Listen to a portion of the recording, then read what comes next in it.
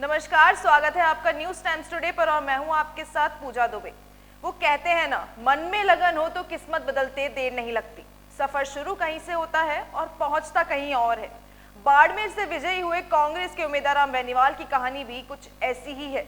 उम्मीदवार बेनीवाल ने दिल्ली पुलिस के कांस्टेबल से जीवन की शुरुआत की थी और अब उम्मीदवार इसी दिल्ली में देश की सबसे बड़ी पंचायत की कुर्सी पर रहेंगे।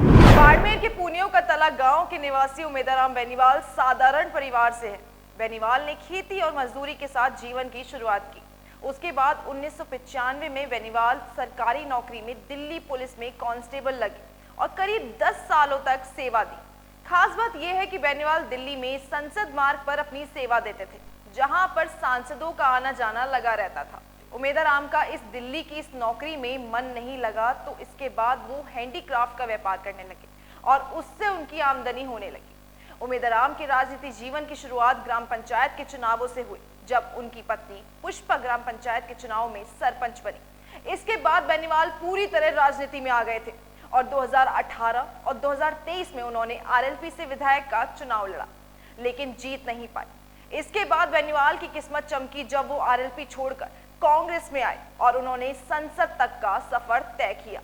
उम्मीदवार ने बाड़मेर लोकसभा सीट से बीजेपी के कैलाश चौधरी और निर्दलीय प्रत्याशी रविंद्र सिंह भाटी को भारी मतों से हराकर सांसद बने हैं। अब बेनीवाल दिल्ली वापस जाएंगे तो अपने उसी थाने के आगे से संसद पहुंचेंगे, जहां वे 2010 में सांसदों को आते जाते देखते थे।